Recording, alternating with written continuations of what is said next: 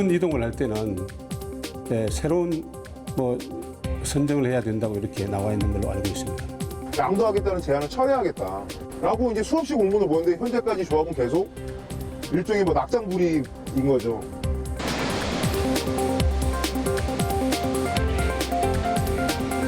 전체적인 사업의 어떤 추진 일정상 딜레이가 되는 것은 분명한 것이기 때문에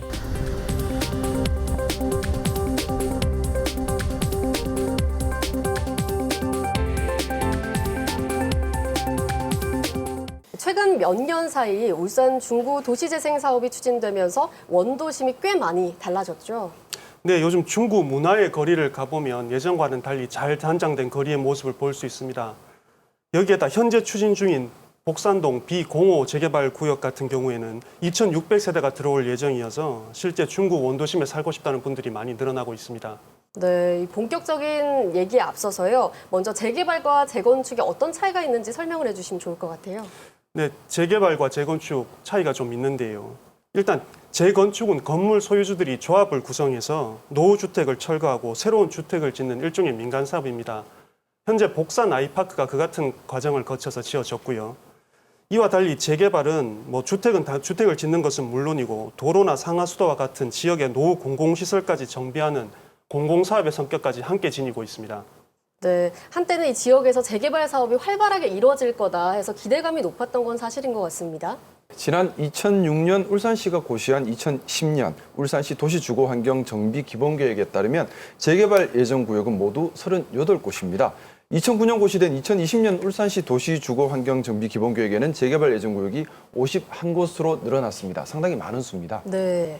이번 중구 B-05 구역이요. 첫 재개발 사업이라고 들었는데 그렇다면 2006년부터 지금까지는 이렇다 할 진척은 없었다는 얘기군요. 네, 10년 이상 시간이 지났지만 실제로 완성된 곳은 한 곳도 없습니다. 2006년 당시 재개발 붐이 일면서 재개발 예정구역 모두 38곳이었는데요.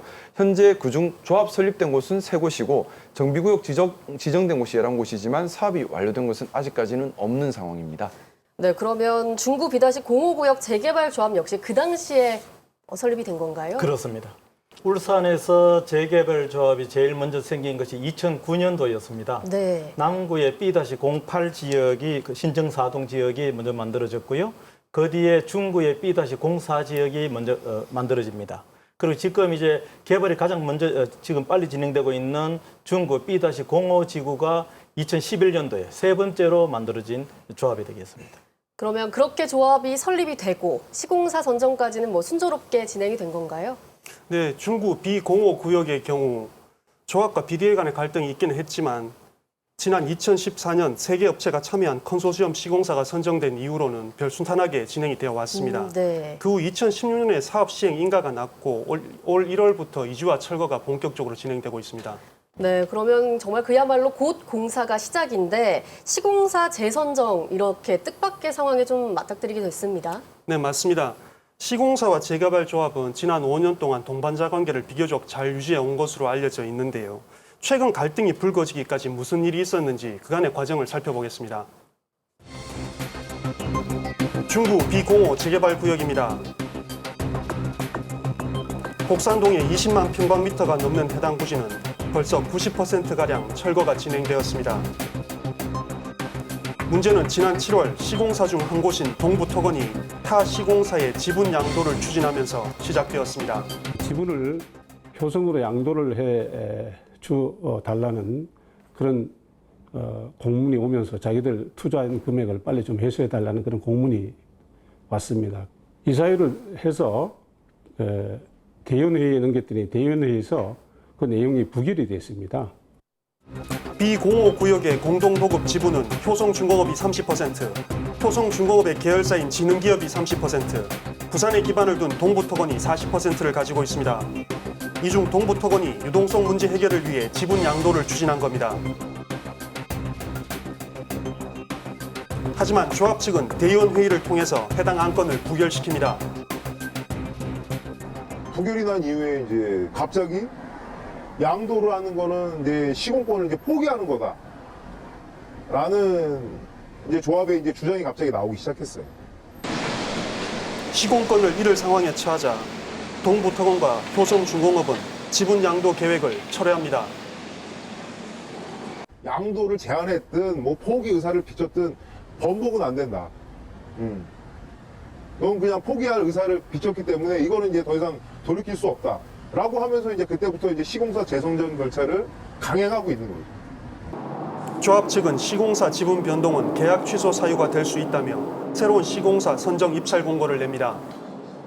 이게 계약서가 하나이므로 사실 저희들이 그 새로 선정할 수밖에 없는 일에 도달했습니다. 그래서 그 법률에 의거해서 저희들이 지금 절차를 계속 밟고 11월 달에 새로운 시공사를 선정하려고 하고 있습니다. 1차 대의원회 할 때 1호 안건이 뭐였냐면 동부토건의 지분을 효성한테 넘기겠습니까? 이게 싫으시면 아예 시공사를 다시 뽑겠습니까? 이렇게 했거든요. 이게 불법 자체였으면 기존의 안건 자체를 그렇게 올리면 안 되는 거였죠. 조합 측은 시공사가 이미 불성실한 태도를 보였다고 지적합니다. 모델하우스 완공 지연과 주민 민원에 대한 소극적인 대응입니다. 하지만 조합 측의 시공사 재선정에는 더 큰 이유가 있을 거라는 추측이 많습니다. 재개발은 일반 분양이 흥행이 돼야 조합원들의 분담금 부담이 줄어듭니다. 비공호구역은 2,600세대가 넘는 분양 물량 중 일반 분양이 1,600여 세대에 달합니다. 조합 입장에서는 좀 더 지금 시공사보다 좀 더 나은 이제 브랜드를 가진 시공사를 재선정함으로써 이제 미분양에 대한 리스크를 줄이려는 이제 의도로 저는 파악을 하고 있습니다. 그러면 지금 분양을 해야 되는 시점에 이런 일이 일어나게 된 거죠? 네, 비공호구역에는 총 2,625세대가 29개 동의 아파트에 들어올 예정이었고 이 중 일반 분양이 1,600세대가 넘습니다. 계획대로라면 이달 10월 중에 일반 분양에 들어갈 예정이었는데요. 이에 맞춰서 철거 작업과 모델하우스 건립이 동시에 진행 중이었습니다. 그런데 사실 시공사 입장에서는 지금 이 상황이 굉장히 당황스러울 수밖에 없을 것 같거든요. 네, 효성 측은 지난 2014년 이후 5년간 정말 열심히 이 사업을 해왔다. 좀 다소 억울하다. 이런 입장인 것 같습니다.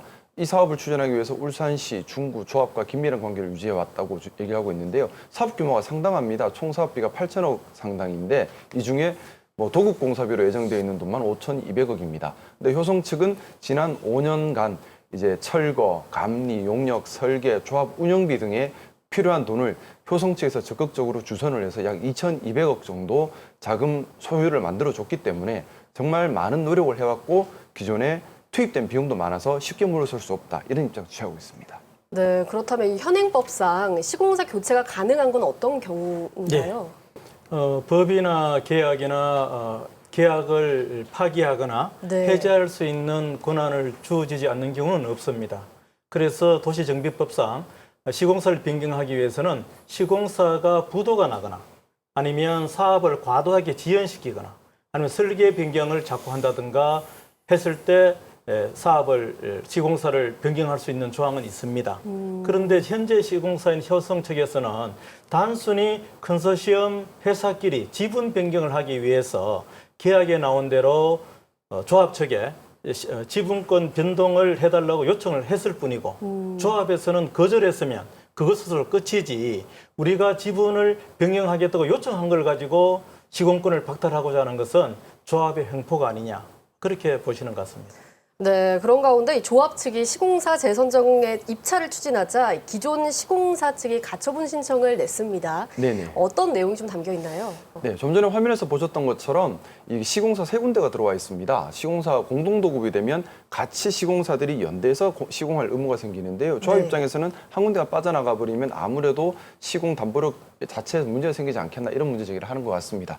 이에 대해서 이제 시공사 측은 동부토건에 그 지분을 확정적으로 넘기겠다는 것이 아니라 단순 계획이었고 그조차도 철회를 했기 때문에 우리가 공사를 안 하겠다 그런 의사표시는 아니니 계약 해지 조건이 들어오지 않는다고 하면서 이 조합에서 추진하고 있는 시공사를 변경하기 위한 총회를 금지시켜달라 이런 가처분과 또 여전히 이 세계 컨소시엄이 시공에 관한 권한이 있음을 지위 확인을 구한다라는 지위 확인의 본안 소송 두 가지 소송을 지금 제기해 놓은 상태입니다. 이 시공사 선정총액 금지 가처분 신청은 좀 예측을 해보자면 결과가 어떻게 나올 것 같습니까? 네, 사실 소송 결과라고 하는 것은 쉽게 예측할 수는 없습니다. 여러 가지 쟁점과 많은 변수들이 있고 또 당사자들 모두 다 열심히 공격 방어하기 때문에 뭐 쉽게 예측할 수는 없는 것인데요. 네. 그나마 조심스럽게 좀 다른 사례와 비교해서 생각을 해본다 그러면 예를 들어 서울 상계 유육동에서도 시공사 선정 총액 금지 가처분 신청이 있었는데 그때 당시에는 입찰로 시공사를 선정해야 함에도 담합으로 선정하는 것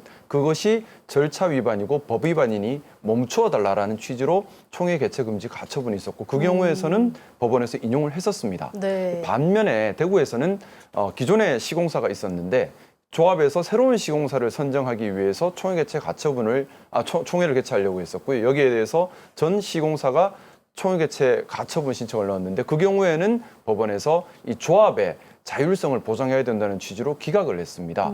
우리 본 사안 같은 경우는 사실 그 시공사를 어디로 갈 것인지는 조합의 자율 영역에 들어가는 것이기 때문에 그 시공사를 선정하는 절차에 하자가 없다면 이 총회 자체를 하지 말라라고 막기에는 사실상 좀 어려움은 있을 것 같습니다. 또한 가처분이라고 하는 것은 이게 종국적인 처분이기 때문에 법원에서도 신중할 수밖에는 없습니다.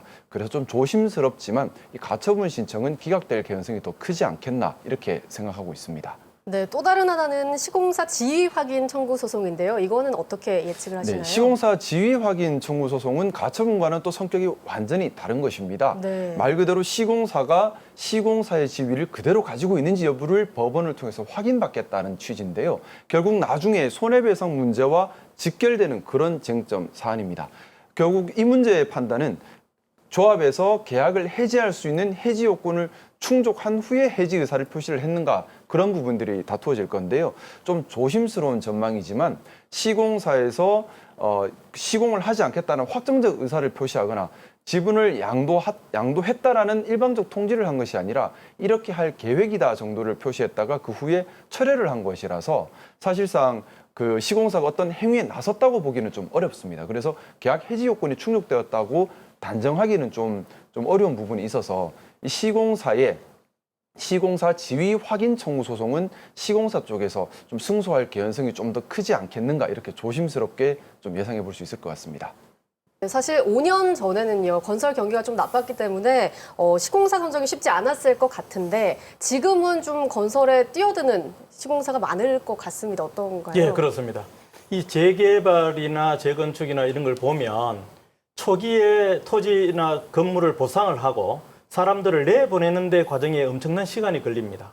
근데 지금 이제 중구 B-05 지역의 경우에는 대부분의 보상이 이루어지고 지금 건 90% 이상 지금 철거까지 이루어진 상황이거든요. 네. 이제 집만 지으면 되는 상황입니다. 그렇기 때문에 시공사 입장에서는 이제 집 지어가지고 돈이 좀 될 만한 그런 상황이거든요. 그리고 다른 사람들이 떡 쳐다보니까 이게 돈이 되겠단 말입니다. 방금 바로 지으면 되니까. 네. 그래서 다른 건설업체에서도 B-05 지역을 노릴 수밖에 없죠. 뭐 들리는 소문은 B-05 지역 옆에 네. B-04 지역을 한 L사 측과 조합 측에서 얘기를 나누었고 그쪽이 시공사가 될 가능성이 높다. 입찰 공고를 해가지고 입찰을 하게 되면 L사 내지는 H사가 될 거다. 뭐 네. 그런 이야기 떠들 정도로 시공사 선정과 관련해서는 지금 아주 핫 이슈로 떠오르고 있습니다. 네, 재개발 사업이라는 게 사실 어쨌든 주거 환경을 개선하는 데 목적을 둬야 하잖아요. 장기화되면 조합원들만 조금 힘든 게 아닌가 이런 생각이 드는데 어떤가요? 네, 맞습니다. 현재 시공사와 갈등을 빚고 있는 B05구역 바로 옆에는 이보다 1.5배나 규모가 큰 B04 구역 재개발 사업이 진행 중입니다. 4,000세대가 넘게 계획 중인데요. 네. 이곳은 내년 2월쯤 미주와 철거가 있을 계획이라 주민들이 현재 거주하고 있는 상황입니다. 재개발 사업에 따른 조합원들의 분담금 문제와 주거 환경에 대해 알아봤습니다. 법정 다툼으로 번지며 조합과 시공사 간의 감정의 골이 깊어진 상태. 문제는 시공사가 바뀌든 바뀌지 않든 법적 문제로 사업이 지연되면 전체 공사비가 증가할 수밖에 없다는 겁니다. 결국 일반 분양에 사업의 성패가 갈리게 됩니다. 일반 분양 때 어떤 그 시장 여건과 맞물렸을 때 뭐 시장이 좋아지면 또 잘 무난하게 갈 수도 있지만 그렇지 않은 경우에는 좀 더 사업 추진이 좀 더 길어지는 좀 곤란해지는 상황까지도 연출 가능할 수가 있습니다. 또 시공사가 바뀐다고 가정할 때 미래의 어느 시점에 현 시공사가 시공사 지위 확인 청구 소송에서 승소한다면 공사금지 가처분, 손해배상 소송 등의 복잡한 소송전이 될 가능성이 있습니다. 시공사는 뭐 어찌됐든 공사가 지연되든 되지 않든 시공비, 공사비는 다 그대로 다 갖고 가게 돼 있거든요. 근데 이제 공사가 지연되면 조합원들은 지금까지 이제 공사 지연된 만큼의 금융 비용을 떠안게 되는 것이거든요. 재개발 지연은 조합원들의 분담금 증가로 이어지는 것도 문제지만 주거 환경을 급격하게 악화시키는 문제를 일으킵니다. 그렇게 갈등이 많던 이 사업이 어떤 시공사 선정 문제로 인해 가지고 법적인 문제로 계속 이렇게 시간이 장기화가 된다 그러면은 결국에는 도시가 황폐해지고 비공호 구역보다 먼저 조합이 설립된 북정동 교동 비공사 재개발 구역. 하지만 사업 추진이 많이 늦어져 작년 10월 사업 시행 인가를 받아 지금은 개별 감정 평가 단계에 와 있습니다. 보통 여기서는 3.3제곱미터당 한 500만 원에서 700만 원 사이 이렇게 해갖고 감정 평가를 하고 있습니다.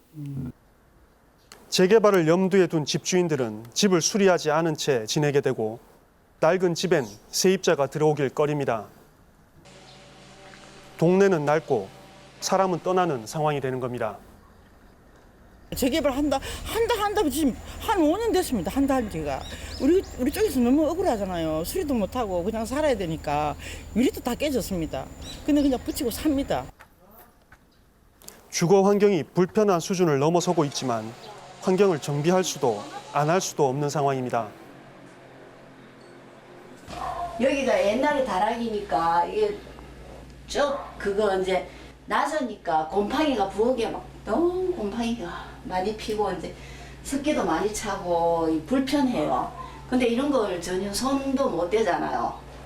몇 푼이라도 대고 손대려 하면 좀 그렇잖아요. 재개발 계속 말이 나오고 이러니까. 그리고 집에 한번 보세요. 다 뭐 온데 곰팡이. 경제적으로 여유가 있는 집주인들이 집을 비워두고 다른 곳으로 거처를 마련하면서 빈집이 늘어갑니다. 지금 우리만 여기만 제대로 그냥 식구들이 살고 있고 여기도 거기 폐가 저기도 폐가 바로 옆집도 폐가 아무도 안 살아요. 골목이 쓰레기장이 되고 빈집이 개사육장이 되는 그리고 그 속에 사람이 사는 곳. 울산의 한가운데 재개발에 갇혀버린 중구 원도심입니다. 이 B-05의 경우에는요, 정말 예정대로 이번 달에 분양이 된다면 조금 나아지나요? 지금 조합원들이 지금까지 받아간 돈 상당히 많습니다. 이주비로 850억을 받아갔습니다. 또 조합 사업비로 2,200억을 대출을 했는데요. 결국 현재까지 사업 추진으로 이미 사용된 돈이 3,000억이 넘습니다. 조합 입장에서는 상당한 부담이고 그 돈 계속해서 이자가 나가는 돈이기 때문에 금융비용도 무시 못할 수준입니다. 만약 예정대로 이번 달에 일반 분양이 이루어진다면 자금 회전이 되고 바로 네. 착공에 들어가고 하면서 이런 금융비용 부담이 줄어들기 때문에 더 추가적인 부담 없이 사업 진행이 가능할 수도 있겠지만 사업이 지연된다면 이 금융이자 부담만 해도 사실 절대 적은 돈은 아닌 상황이 되고요. 그건 오롯이 지금 조합의 또 부담으로 돌아가게 될 것 같습니다. 네, 그럼 이를 지켜보는 사실 B-공사 지역 주민들도 남일 같지 않을 것 같습니다. 네, 맞습니다. 북정동 교동 비공사 구역 주민들은 열악한 환경 속에서도 주거 환경을 개선하지 못한 채 살아왔는데요.